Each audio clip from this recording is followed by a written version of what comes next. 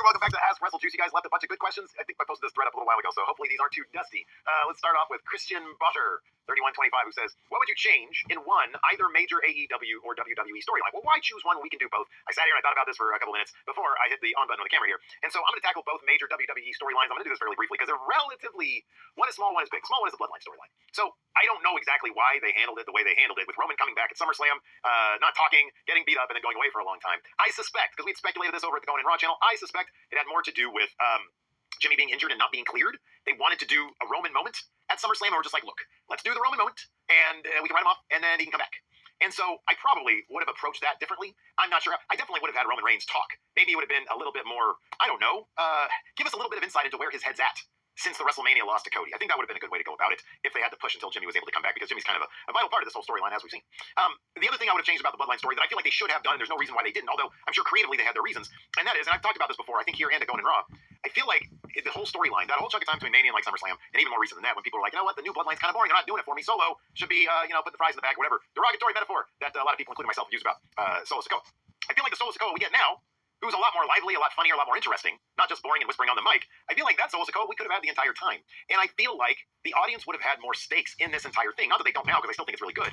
But I think it would have been more interesting if we would have gotten all along the way, as Solo was building up this Bad Bloodline, a lot more segments backstage so we can better understand the chemistry between all the members of Bad Bloodline. Similar to how we got those same types of segments back in the day with the OG Bloodline that really helped develop to develop the dynamic between the characters involved. And I think it would have been so much more interesting, and we would have been a lot more invested in the Bad Bloodline. And I don't think that's a bad thing. I think maybe the reason why they didn't do that kind of stuff is because they didn't want them becoming popular with the crowd. If we saw some interplay between Solo and Tangaloa and Tama Tonga and Jacob Fatu when he showed up, maybe the idea is, oh, well, they're going to get over his personalities because their chemistry is going to develop, and people will naturally gravitate them the way they did to the original Bloodline. So I can understand why they might not have wanted to humanize the Bad Bloodline all that much. I mean, Tama Tonga literally goes around making sounds instead of like talking. That being said, I think it would have been more compelling if the Bad Bloodline was a group that people were like, hey, you know what? I've been on their journey with them. I understand the dynamic. I'm actually invested in them. And then you've got the OG Bloodline. I think the more you get your audience invested in who these characters are, the better off you're going to be. Otherwise, Tama Tonga and Tangaloa, we have to fill in the gaps. They come off as kind of NPCs. I would rather know all these characters. Kind of reminds me of, this is such a nerdy reference, but Star Trek Deep Space Nine. My favorite Star Trek series of all time. The reason why is because that show, by the end, had at least like 20 cast members, all of whom their characters had incredibly deep, complex backstories that they were able to explore all along the way. And I feel like no matter what you wanted to see happen, whether you wanted to see, obviously in the end, the Federation triumphant over the Dominion, understanding the Dominion and those characters more added to the drama and the tension. I feel like if we understood the Bad Bloodline more, if we got more of that Solo Sikoa in these backstage segments to understand, does he have an iron grasp on this new Bloodline? Does he have a tentative grasp? Is it not that firm? How is he ruling these guys? How is he leading these guys? I feel like that would have been a much more interesting approach for the audience to buy into the Bloodline. And I think it would have been more interesting for us now that we've got the original Bloodline back in as well. So that's one, it seems like a minor thing, but I feel like it's kind of a major thing. It would have been a big difference, I think. And I'm not even necessarily saying it would have been all that much better, because I really like where it's at right now. But I do feel like that would have been probably the better move, in my opinion. As far as the AEW major storyline, let's talk about the Mox World Order briefly. This one's a bit tougher to nail down in terms of what I would change. I would have changed the very premise of Mox coming in, saying, this isn't your company anymore. I understand these guys in a very New World Order fashion taking over.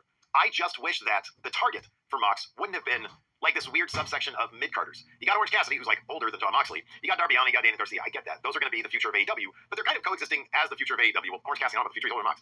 But Darby and Daniel Garcia are two pieces of the future of AEW, but you've also got guys who are further up the food chain that are both the present and are going to be the future, the real main eventers. I'm talking about Will Ospreay, I'm talking about Swerve Strickland, I'm talking about Hangman Adam Page. Those three names specifically, I feel like would have been more interesting targets for Jon Moxley, and you still rope in the Danny Garcia and the Darby Allin, and you can even rope in the Orange Cassidy, who's been one of the most popular guys in AEW.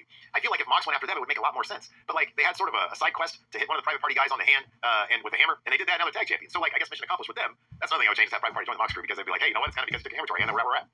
So I feel like they should have targeted the real future of the company, because the future of the company is kind of the now of the company, and that's Will Ospreay, Hangman Adam Page, Swerve Strickland. It's those guys, and I think it would have been much more interesting to see Mox against Hangman, Mox against Swerve, Mox against Will Ospreay, and it would give people much more of a, whoa, Mox has always been the ace of the company, but Ospreay's kind of becoming the new ace of the company. Swerve is becoming the new ace of the company, and in a funny way, Hangman has always been kind of the main character of AEW.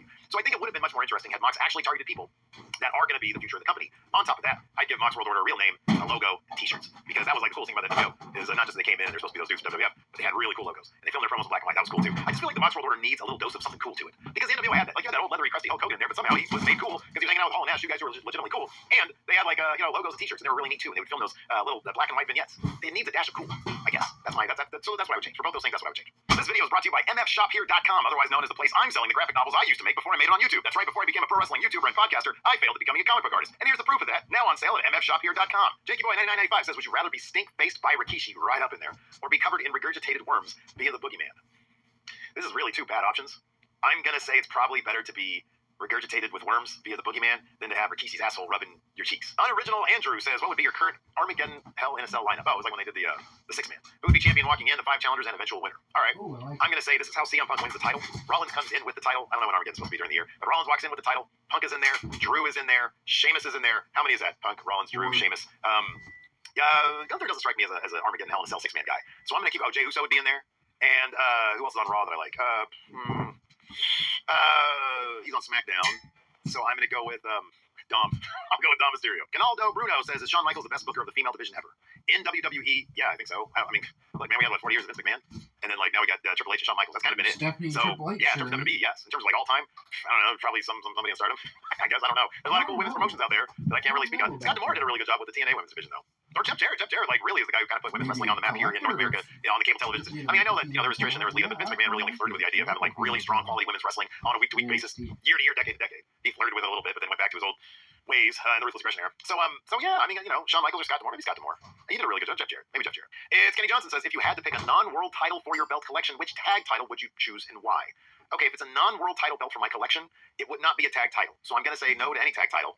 Larson and I just recently did a podcast of the 10 weirdest pro wrestling championships ever. And the one that really stood out to me, of course, and I've known about this title since 2017 when it really blew up in social media, and that's the DDT Pro Iron Man Heavy Metalweight Championship. It's a beautiful looking title. That's the one that I would go with if I had to pick a replica for my title collection. I think that'd be a really cool one. But right now I'm sitting pretty with what I got because I don't know if I've got a lot of space left in terms of this current setup right here. So, I think I'm good right now. Honestly, the next title I want to get is going to be a custom Wrestlejuice title. That's a long process. Number one, I got to start saving my money for that one because I think creating a title from scratch is going to cost a lot of cheddar. Strange Will 97 says, if there was a pro wrestling federation of all the superheroes out there in media, who would be the multiversal champion? Boy, I don't know. Who would be the multiversal? You know what I'd like to see?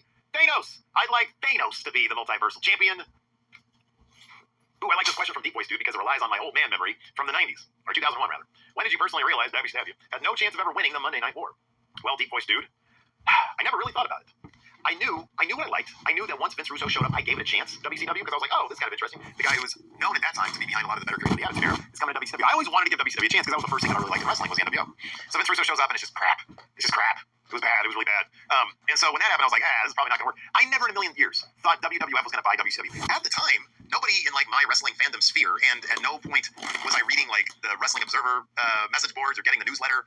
We were reading a bunch of dirt sheet websites that were, I think, pretty bad, like Scoops.net. You guys remember Scoops.net? Boy, oh boy, they were bad. In any event, I don't remember any rumors of WCW being in danger of being off the air. I just took it for granted that it would be there. I never thought that it would be canceled. And then all of a sudden, one day, Vince McMahon is on. I remember the news broke to me because we didn't have the East Coast feed of Monday Night Raw. But WWF.com would post spoilers. They would post like an image of whatever the major event was on WWF.com. So we'd come home from college, probably 2001, probably already graduated. I think it was living with Jeff at the time. And we walked in my room and we fired the and like WCW. And Shane McMahon was there. And I was like, that came out of nowhere. I know that on their website it was announced like on the Thursday preceding. But I didn't go digging around WWF's corporate website for like actual news. And like none of the dirt sheets, maybe I just took a couple days away from the dirt sheets, like the worst time to take away from dirt sheets. And so yeah, we saw Vince there. I got WCW now. And but I never ever in a million years thought, oh, they're gonna go away. You just sort of figured they would keep on doing what they're doing.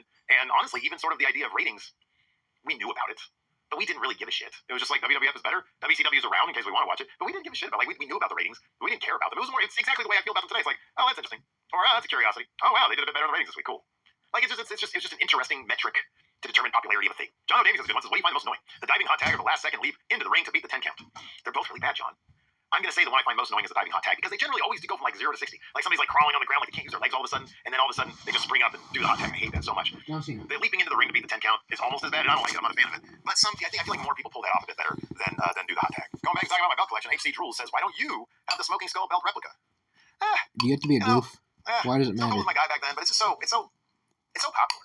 And I don't mean to be like, oh, I don't want something that's popular. But I look, the 3 titles that I have over here on top. The Roman Reigns one, you guys followed me on my story. I want to finish that story of getting that title, and I did. I got the Daniel Bryan. This is actually still for a video that I'm going to do at some point, hopefully before the new year.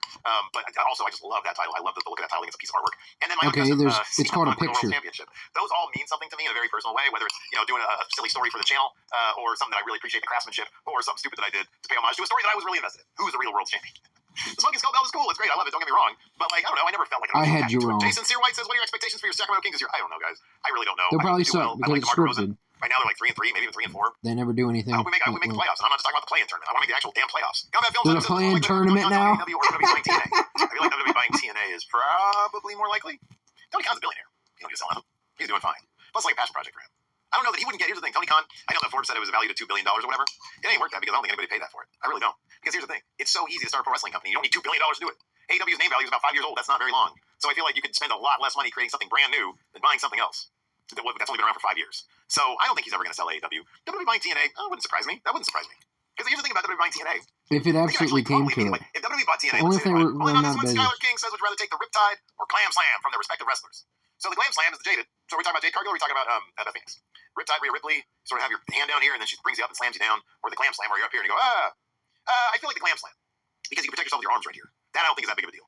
Riptide still probably wouldn't be terrible, but I'd be slammed on my back. That'd probably be bad. I'd get concussed from that, because I'm not very coordinated. Anyways, that's going to do it for Ask Wrestlejuice. Thanks everybody for your questions. I appreciate it. Until next time, see you guys around.